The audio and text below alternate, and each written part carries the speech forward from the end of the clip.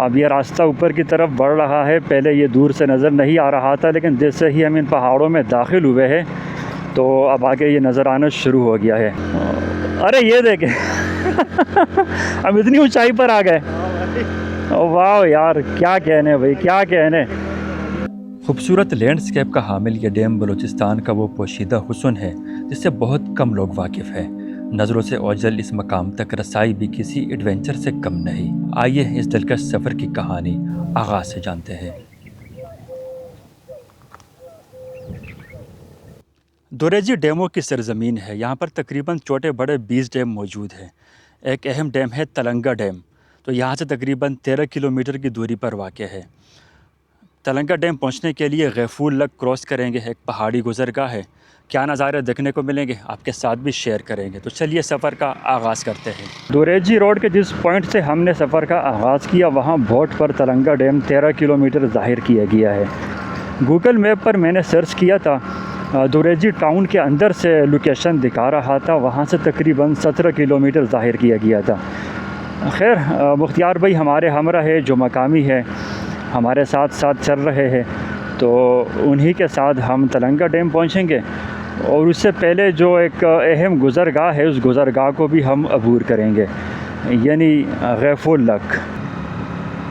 तलंगा dam road का बाज़ हिस्सा बेहतर है, अभी हाल ही में लगता है कि इसको तामीर किया गया है।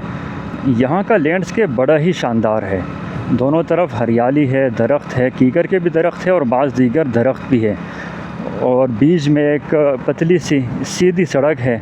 कहीं पर टन भी आ रहे हैं, लेकिन जैसे जैसे हम आगे बढ़ रहे हैं पहाड़ के करीब पहुंच रहे हैं और अब मालूम नहीं इस पहाड़ को हम कहां से क्रॉस करेंगे। दूर से तो नज़र नहीं आ रहा, लेकिन गूगल मैप पर मैंने ज़रूर इसको देखा है। और पहाड़ इस पहाड़ को जब हम क्रॉस करेंगे जहां पर पास बना है, लग है, तो वो एरिया ज़िग ज़ैग है, यानी सांप की तरह बलकाती सड़क है। तो देखते हैं कि वो हिस्सा कहाँ हमें मिलेगा। अब दूर से कोई बाकायदा निशानदही मैं नहीं कर सकता, ना मुझे कोई ख़ास इसकी समझ आ रही है। मैं मुसलसल देखे जा रहा हूँ, लेकिन वो दूर से कहीं रास्ता मुझे नज़र नहीं आ रहा। खैर, करीब पहुँचने वाले हैं, देखेंगे वहाँ का नज़ारा कैसे होगा। ये अप्रैल का महीना है, गर्मी का महीना है, आगे गर्मी शुरू होने वाली है, लेकिन आप दोनों तरफ नज़ारा देखिए। जब यहाँ इस मौसम में घास इस तरह की नज़र आ रही है तो आप अंदाज़ा लगा सकते हैं कि मानसून में यहाँ हर तरफ हरियाली ही होगी, और हरियाली के बीच इस सड़क से गुज़रना आप तसव्वुर कर सकते हैं। अब ये रास्ता ऊपर की तरफ बढ़ रहा है। पहले ये दूर से नज़र नहीं आ रहा था, लेकिन जैसे ही हम इन पहाड़ों में दाखिल हुए हैं तो अब आगे ये नज़र आना शुरू हो गया है। और यहाँ के आप पहाड़ देखें कैसे सुर्खी माइल पहाड़ है, यानी जो चट्टानों का रंग है वो सुर्ख है और सियाह चट्टानें भी है। अलबत्ता इसके ऊपर पेड़ पौधे हैं तो किसी कदर हरियाली भी इसमें नज़र आ रही है। असल चढ़ाई तो अब यहाँ से शुरू होगी।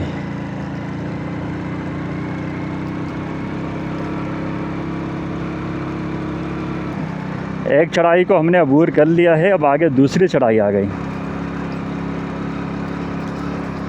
वैसे ये चढ़ाई अभी गोरख हिल से कम नहीं है। ये पहाड़ देखे किस कदर ऊंचाई पर है।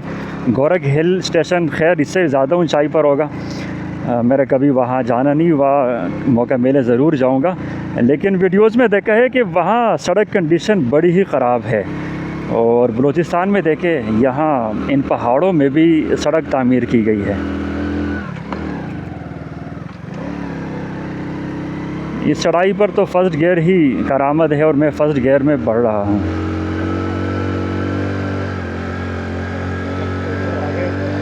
रहती है लक, अभी लक रहती है भाई। अरे ये पहाड़ देखे यार, ये तो कैसी सीध में एक पहाड़ है। एक और चढ़ाई है, एक और चढ़ाई आ गई। वाह यार, आज पता चलेगा भाई। अच्छा, ये हमारी 70 का भी इम्तिहान है। अरे ये देखे हम इतनी ऊंचाई पर आ गए। वाह यार, क्या कहने भाई, क्या कहने। मुख्तियार भाई एक चढ़ाई है, आगे मजीद है। अच्छा चले जी, चढ़ाई आ रही है, उसके बाद एक और चढ़ाई है भाई।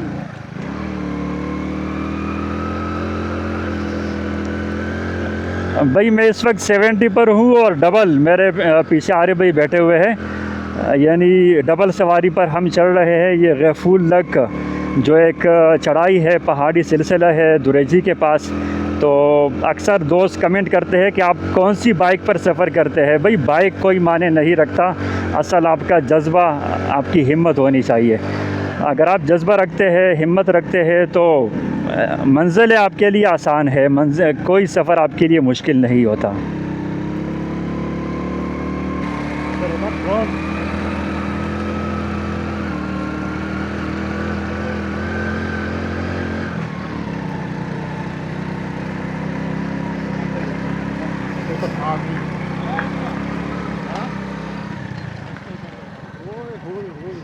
अरे वाह, आखिरकार इस पहाड़ को हमने अबूर कर लिया। पहले उस जानिब थे और अब यहाँ उतर आए। ये सामने डैम है, बहुत दूर है। यह है जी गफूल लक। लक से मुराद गुज़रगाह, पास, सिंधी में लक कहा जाता है, यानी जो पहाड़ी गुज़रगाह हो। इस तरह यहाँ ये रास्ता आप देख सकते हैं, ये पहाड़ को ऊपर से काट कर ये रास्ता गुजारा गया है। तो इस जानिब दुरेजी है, ये नीचे। हमने बहुत दूर से सफ़र शुरू किया था मेन रोड से और गुज़रते गुज़रते यहाँ पहुँचे और इस पहाड़ी गुज़रगाह को हमने आखिरकार अबूर कर लिया। अब दूसरी तरफ है तलंगा डैम, वहाँ उतरेंगे। लेकिन हमने यहाँ मुख्तसर एक स्टॉप लिया कि ये जो पहाड़ी लैंडस्केप है, ये जो एरिया है, पहाड़ है, बड़ा ही मुनफरिद एक मंज़र है। अगरचे सामने सूरज गुरूब हो रहा है तो रोशनी की वजह से मुमकिन है यहाँ पर अंधेरा दिख रहा हो। शाम के 5 बज रहे हैं या 5:30 बज रहे हैं। और दूसरी तरफ फिर आप पहाड़ की ऊंचाई देखें, एक बुलंद सिलसिला ये है और दूसरी तरफ ये भी एक पहाड़ी सिलसिला है और इसके बीच हमने इस सिलसिले को क्रॉस किया। अब आगे उतरेंगे तलंगा डैम की जानिब। वैसे ये नज़ारा ड्रोन कैमरे का है, अगर ड्रोन कैमरा होता ना तो बड़ा ही प्यारा मंज़र दिखना था।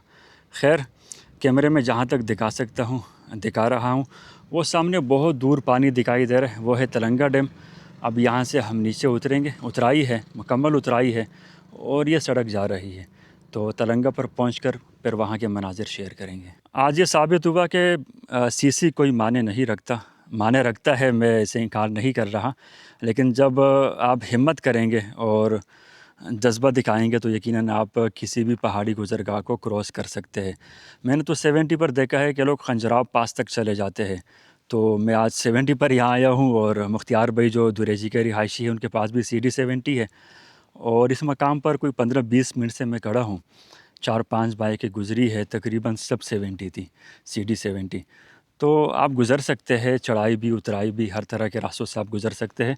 बल्कि मैंने तो अपनी बाइक पर बहुत दूर के सफ़र किए, बलूचिस्तान में, इंटीरियर सिंध में। तो अल्हम्दुलिल्लाह कोई इशू मुझे अब तक कोई ऐसा सामने नहीं आया कि कोई बड़ी मुसीबत सामने आई हो।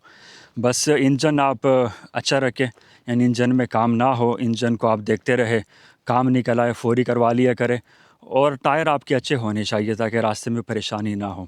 और निकलने से पहले चेन चेक कर ले, कोई अगर ढीलापन हो कहीं पर तो दुरुस्त करवा लें मैकेनिक से।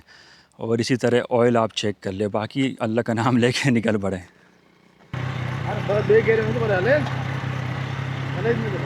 गफूल लक से उतराई का सफ़र शुरू कर दिया है। जिस तरह चढ़ाई मुश्किल है उसी तरह उतराई भी मुश्किल है। तो अब इसमें क्लच नहीं पकड़ेंगे, बस आहिस्ता आहिस्ता फर्स्ट या सेकंड गियर में उतरेंगे।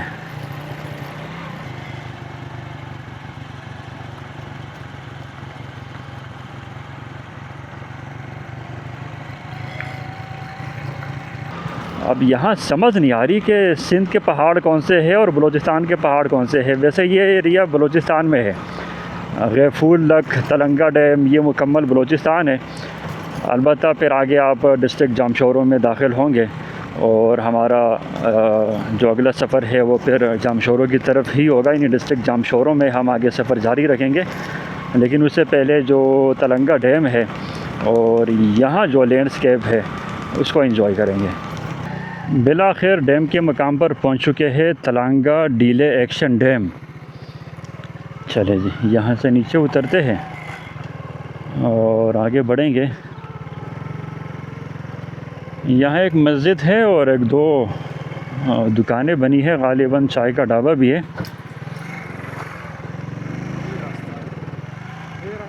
अच्छा ये है रास्ता।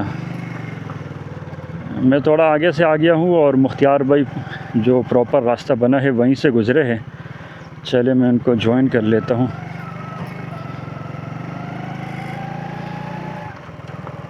डैम ये सामने ही है, बंद नज़र आ रहा है। बस ये है कि रास्ता इसका कच्चा है, ऑफ रोड है।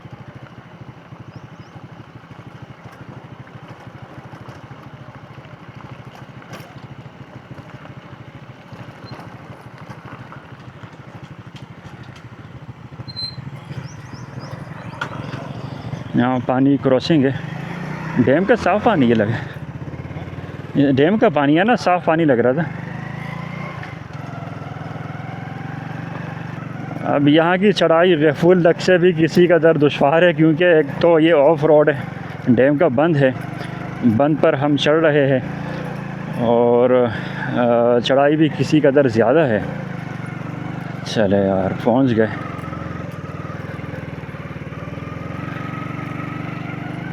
वाह यार बड़ा ही प्यारा नज़ारा, शाम का वक्त है, गुरूब आफ्ताब में है, कोई घंटा है, लेकिन जो सूरज की रोशनी इस पानी पर पड़ रही है उसका अपना ही एक अक्स है।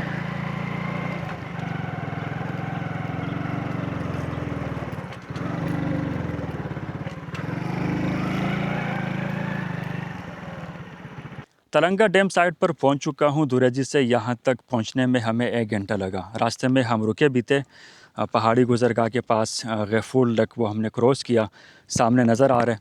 पहले मैं वहां से दिखा रहा था, अब आप यहां से देखिए, ये जो सामने ऊंचाई में पहाड़ी सिलसिला है इसको हमने क्रॉस किया और यहाँ नीचे उतरे हैं। लेकिन इस मकाम पर भी चारों तरफ पहाड़ है, पहाड़ियाँ है, पहाड़ी सिलसिला है। जिस तरफ आप नज़र घुमाएंगे मुकम्मल आपको पहाड़ ही पहाड़ नज़र आएंगे। तलंगा डैम इसका इफ्तिताह मोहम्मद असलम बोतानी स्पीकर बलूचिस्तानी असम्बली 24 मई 2011 को किया था। ये एक बहुत बड़ा बंद है, बंद के पास फिर आप पानी देख सकते हैं और ऊपर एक रेस्ट एरिया है। मैं वहाँ ऊपर की तरफ चलता हूँ, फिर वहाँ से दूसरी तरफ का भी नज़ारा करवाता हूँ। डैम साइड पर ये रेस्ट हाउस है और अंदर देखता हूँ यहाँ क्या सहूलत अवेलेबल है। ये बंद है या खुला हुआ है? अच्छा बंद है, हाँ ताला लगा हुआ है। इस मौका पर कोई मौजूद नहीं है, लेकिन आप देख सकते हैं कि यहाँ अंदर टेबल है, चेयर्स और कारपेट भी बिछा हुआ है, यानी साफ़ सुथरी जगह है। और दूसरी तरफ फिर सीढ़ियाँ डैम की तरफ उतरती है और बैठने के लिए सेटिंग एरिया है। यहाँ पर बेंच है, टेबल है, दूसरी तरफ भी बेंच और टेबल है। सुबह का टाइम और शाम का टाइम ये सैर के लिए बेहतरीन टाइम है, यानी हल्की धूप में जब ये हवाएं लगती है और परिंदों की नगमा सराई सुनने को मिलती है, यही वो टाइम है कि आप यहाँ एंजॉय कर सकते हैं। दिन में सख्त गर्मी थी, इसलिए हम दुरेजी से कुछ ताख़ीर से निकले ताकि शाम का टाइम हमें यहाँ मिले और हम शाम की रोशनी में, यानी सूरज ढलने से कबल एक ख़ूबसूरत नज़ारा जो यहाँ देखने को मिले वो आपके साथ शेयर करें। एक बात जो मैं इस मकाम पर नोट कर रहा हूँ, जिस तरह तलंगा डैम और दुरेजी में दीगर 2 डैम भी मैंने विज़िट किए, वहाँ पर भी एक बात कॉमन है, मुश्तरका है, वो ये है कि रेस्ट हाउस है और रेस्ट हाउस के साथ साथ फिर सिटिंग एरिया है। इस तरह यहाँ पर भी देखें बेंच बने हुए हैं, ऊपर भी मैंने बेंच दिखा दिए और बराबर में अब यहाँ दरख्त भी है और दरख्तों को बाकायदा पानी दिया जा रहा है। यानी एक दूर दराज के इलाके में भी पहाड़ों के बीच भी ये सिस्टम इन्होंने यहाँ पर इसको इंस्टॉल किया है कि पानी अस खुद दरख्त को मिले। ऊपर टैंकी होगी, टैंकी में पानी भर कर फिर इस पाइप लाइन के ज़रिए यहाँ पर सप्लाई किया जाता है। दूसरी तरफ फिर बेंच आ गए। इसका मतलब कि यहाँ टूरिज़म को प्रमोट करने के लिए सहूलतें दी गई है। बलूचिस्तान के इस हिस्से में टूरिज़म को प्रमोट किया जा सकता है। वैसे बलूचिस्तान के हर हिस्से के अपने रंग हैं। कोस्टल लाइन आप देख ले, वहाँ के रंग मुख्तलिफ़ है। दीगर इलाकों में चले जाए वहाँ मुख्तलिफ़ रंग नज़र आएंगे। और जो दुरेजी साइड है, यानी जो सिंध के बॉर्डर पर है, यहाँ के रंग ही मुख्तलिफ़ है।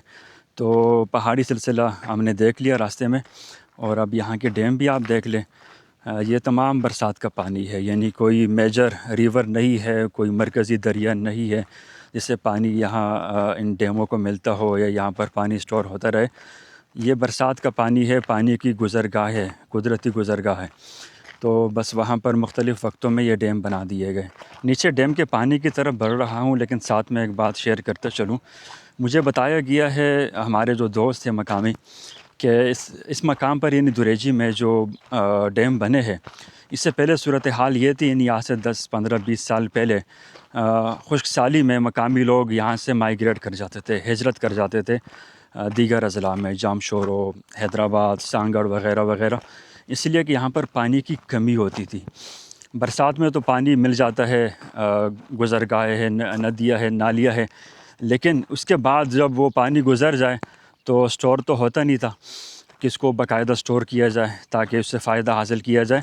तो फिर होता ये था कि यहाँ पर खुश्क साली देखने को मिलती थी।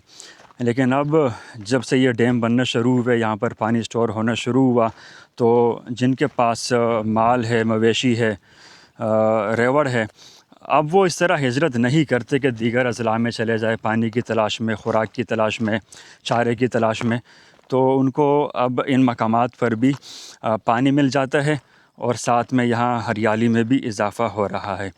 तो ये एक चीज़ है जो यहाँ एक अच्छी बात मुझे लगी कि इन डैमों के बाद मकामी आबादी को बड़ा फ़ायदा मिला है। अब इस ख़ामोशी में मैं हूँ, यहाँ परिंदों की नग़मा सराई है और हवा की हल्की आवाज़, बाकी कुछ भी नहीं है। दूर दूर तक कोई शख्स यहाँ नज़र नहीं आ रहा। सामने आप पहाड़ देखें, दूसरी तरफ पहाड़ देखें, ढलते सूरज को देखें और यहाँ के मनाज़िर देखें। ये कुदरती ख़ूबसूरती है। ख़ूबसूरती तो हमने वहाँ देख ली दुरेजी में, जो इंसानी मेहनत का नतीजा है।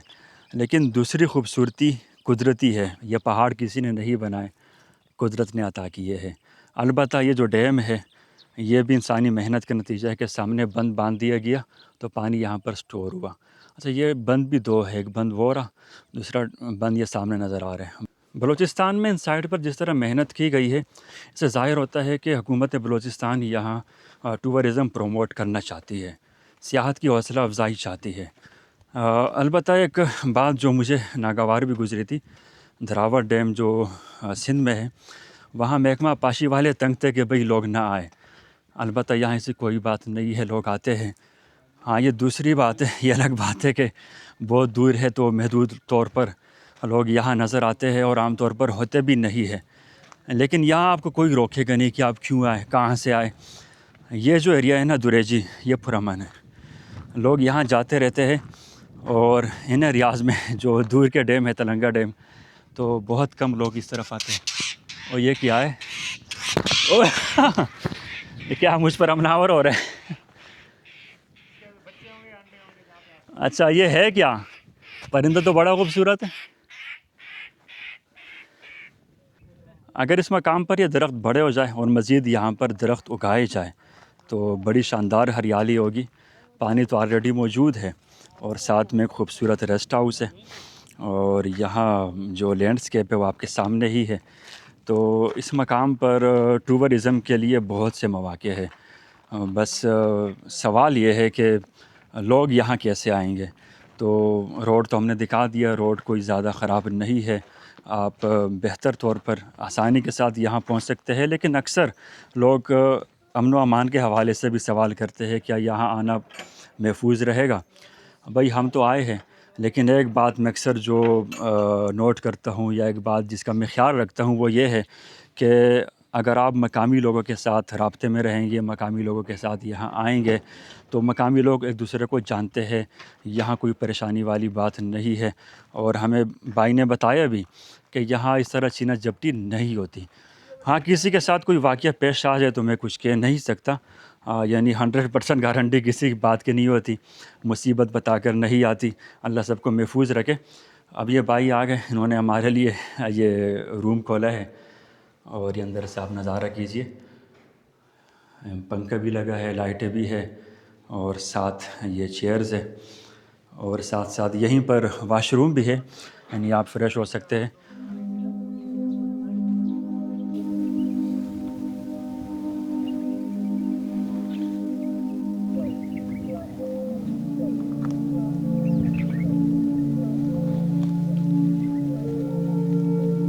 धुरजी से तलंगा डैम तक हमारा ये सफ़र और यहाँ के हसीन नज़ारे उम्मीद करता हूँ पसंद आए होंगे।